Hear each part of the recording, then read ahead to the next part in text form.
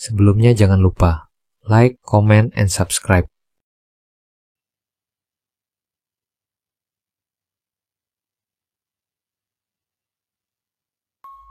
Indonesia negara yang memiliki sangat banyak keragamannya, mulai dari suku, adat, budaya, serta bahasa. Warga Indonesia pun telah hidup dalam keragaman beragama, saling toleransi, dan juga saling menghargai adalah salah satu bentuk undang-undang di negara ini. Maka dari itu Indonesia mempunyai slogan Bhinneka Tunggal Ika, yang artinya berbeda-beda tapi tetap satu. Indonesia pun masuk ke dalam peringkat 6 negara. Terbanyak pulaunya, Pulau Indonesia memiliki jumlah 17,504 pulau, merupakan negara terluas ke-14, sekaligus negara kepulauan terbesar di dunia dengan luas wilayah sebesar 307.040.000 hektar. Negara yang memiliki keunikan dan keindahan alamnya, mulai dari makanannya, kebiasaannya, bahkan sampai hewan asli negara tersebut.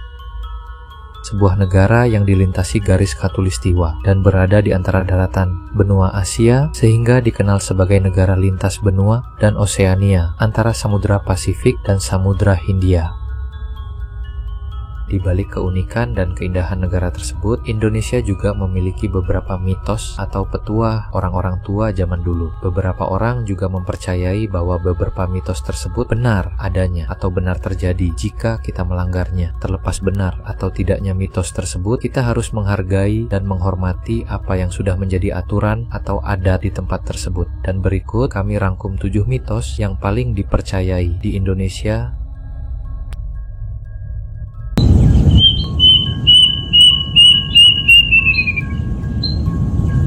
Beberapa orang masih mempercayai bahwa ketika burung kendasih berbunyi di sekitaran rumahmu atau di sekitaran komplekmu, maka tidak akan lama lagi ada seseorang yang meninggal di sekitaran rumah maupun komplekmu. Dijelaskan dalam jurnal Emprit Gantil, karangan Tri Rani, suara kicauan burung kedasih yang panjang dan menakutkan menandakan akan terjadi musibah pada keluarga yang mendengarnya. Biasanya, kicauan burung ini terdengar di malam hari ataupun sore hari. Mitos ini berkembang dalam tradisi kejawen yang terdapat di Yogyakarta. Untuk menolak bala tersebut, masyarakat Jawa zaman dulu sering berdoa dengan melantunkan tembang tertentu. Tembang Macapat berjudul Kidung Rumeksa Ing Wenggi, ciptaan Sunan Kalijaga, menjadi salah satu doa penolak bala yang dipercaya bisa menghalau bahaya kicauan burung kedasih. Tidak diketahui pasti siapa yang pertama kali menyebarkan mitos ini, sehingga ada pula masyarakat yang tidak mempercayainya. Namun, beberapa orang zaman sekarang masih mempercayai mitos ini. Di Indonesia, khususnya Pulau Jawa, ada kepercayaan kuat bahwa duduk di depan pintu dapat membawa sial atau nasib buruk. Banyak orang tua zaman dulu melarang anak-anak mereka untuk duduk di depan pintu dengan alasan akan sulit mendapatkan jodoh di masa depan. Dalam kepercayaan Jawa kuno, pintu adalah tempat lalu lintas bagi para leluhur dan roh, sehingga duduk di sana dianggap tidak sopan dan mengundang hal-hal negatif. Menurut kepercayaan ini, duduk di depan pintu juga dianggap sebagai tanda tidak menghormati penghuni rumah dan tamu yang akan datang. Selain itu, dalam konteks adat Jawa, pintu merupakan simbol dari gerbang menuju kehidupan baru atau dunia lain, sehingga harus selalu dihormati. Maka, dari itu tidak jarang jika kamu mendengar orang tuamu memarahimu duduk di depan pintu. Tidak ada yang tahu secara pasti kapan awal mitos ini berkembang, namun beberapa jurnalis menyebutkan bahwa mitos ini mungkin sengaja dibuat orang-orang zaman dulu agar tidak ada orang yang sengaja duduk di depan pintu. Karena sebagaimana diketahui bahwa duduk di depan pintu hanya akan menghalangi orang ingin masuk ke dalam rumah, termasuk orang yang ingin melamar mereka kelak. Terlepas dari apapun alasannya, namun mitos ini masih dipercayai beberapa orang zaman sekarang.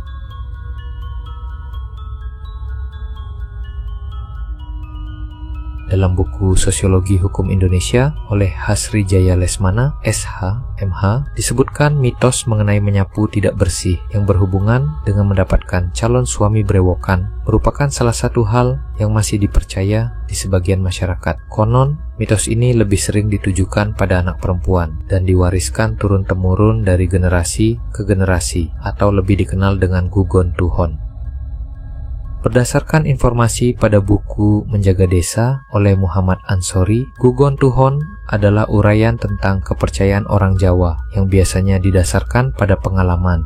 Cukup panjang sehingga kepercayaan tersebut mendekati kebenaran. Gugon Tuhon, juga dikenal sebagai Ora Ilok atau pantang larang, adalah petuah yang diwariskan oleh nenek moyang untuk mengajarkan akhlak dan tata krama dalam kehidupan. Di masyarakat Jawa, khususnya di daerah Girimulyo, Tibayan, Jatinom, dan Klaten, Gugon Tuhon mengandung ajaran moral dan etika yang bertujuan untuk membentuk perilaku baik, meskipun beberapa di antaranya juga digunakan untuk menakut-nakuti atau menipu anak-anak agar mereka patuh. Namun, seiring berjalannya waktu, pemahaman dan penerimaan terhadap Gugon Tuhon semakin menurun, terutama di kalangan generasi muda. Beberapa menganggapnya sebagai ilmu kuno atau klinik yang dapat merusak keyakinan agama jika tidak dipahami secara ilmiah.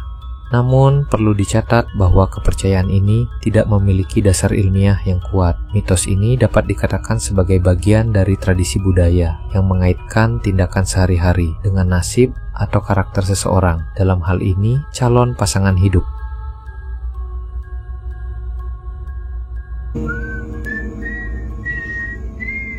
Bersiul di malam hari adalah hal yang sangat sering dilarang oleh orang-orang zaman dulu. Bahkan sampai sekarang pun beberapa orang tua masih melarang anak-anaknya jika bersiul di malam hari. Bersiul di malam hari seringkali dikaitkan dengan hal-hal supranatural. Orang-orang zaman dulu percaya bahwa bersiul di malam hari bisa memanggil makhluk-makhluk gaib atau roh jahat. Di beberapa budaya, suara bersiul di malam hari bahkan dianggap sebagai satu di antara bentuk komunikasi dengan dunia lain. Bahkan sampai ada beberapa desa zaman dahulu melarang warganya untuk bersiul di malam hari. Orang-orang di desa tersebut menganggap bahwa suara siulan yang berbunyi adalah sebagai panggilan terhadap roh-roh para leluhur zaman dahulu. Namun tidak ada teori ilmiah mengenai hal ini, melainkan lebih merupakan bagian dari kepercayaan dan tradisi masyarakat sejak turun-temurun. Beberapa budayawan dan sejarawan berpendapat bahwa siulan pada malam hari ini menandakan kode atau sinyal untuk para perampok zaman dahulu. Suara siulan ini menandakan bahwa dimulainya aksi yang akan dilakukan para perampok kala itu. Maka dari itu banyak orang tua zaman dahulu melarang keluarganya untuk bersiul di malam hari.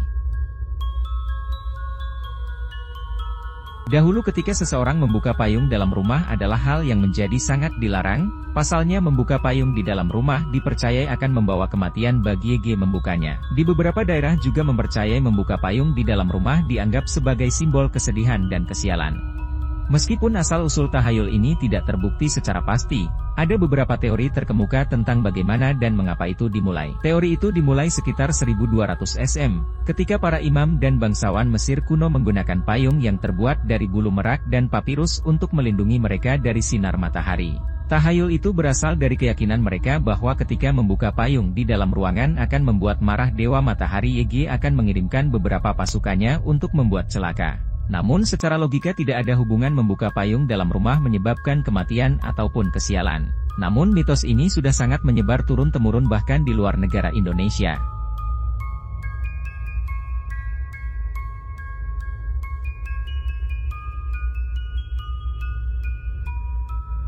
Walaupun sangat aneh didengar, namun mitos mengantungi batu untuk menahan rasa sakit ingin buang air besar sudah sangat dipercaya orang-orang. Bahkan sampai sekarang pun beberapa orang masih mempercayai dan melakukan hal tersebut.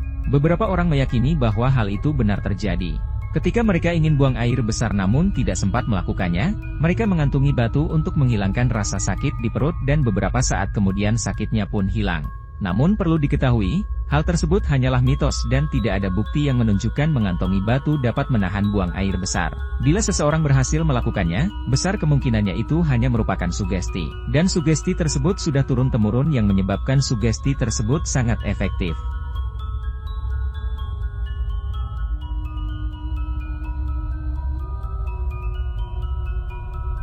Beberapa orang meyakini bahwa rumah dengan tusuk sate adalah rumah yang angker atau banyak penghuni makhluk halus. Pasalnya rumah dengan posisi tusuk sate ini dianggap rumah yang berdekatan dengan portal para makhluk halus. Posisi tusuk sate ini dianggap sebagai posisi di mana para makhluk halus beraktivitas. Maka dari itu banyak kejadian yang menceritakan pengalaman seram ketika tinggal di rumah dengan posisi tusuk sate ini. Selain itu rumah yang berposisi tusuk sate ini dianggap memiliki aura negatif karena dipercaya dapat menimbulkan berbagai masalah dalam kehidupan, seperti masalah kesehatan, keuangan, dan hubungan sosial. Seorang ahli Feng Shui bersertifikat, An Jie Cho, menuliskan bahwa Feng Shui mengamati bagaimana ki, energi kekuatan hidup, mengalir di dalam, di sekitar, dan melalui ruang manusia. Ketika rumahmu berlokasi di persimpangan atas pertigaan, atau disebut juga sebagai rumah tusuk sate, Ki bergerak sangat cepat dan bertabrakan dengan rumahmu. Ini bisa menjadi energi yang berbahaya, dan energi yang bergerak cepat dapat menyebabkan kesulitan dalam hidupmu, ditulis Cho. Namun secara ilmiah teori atau mitos ini belum bisa dibuktikan secara pasti, maka dari itu beberapa menganggap bahwa hal itu hanya sebuah mitos. Itulah 7 mitos yang paling dipercayai di Indonesia. Benar atau tidaknya mitos tersebut perlu pembuktian secara dalam. Namun memang beberapa orang yang sudah mengalaminya dan bersaksi bahwa mitos itu benar adanya. Jika kalian suka dengan video ini, tekan like, komen, dan subscribe.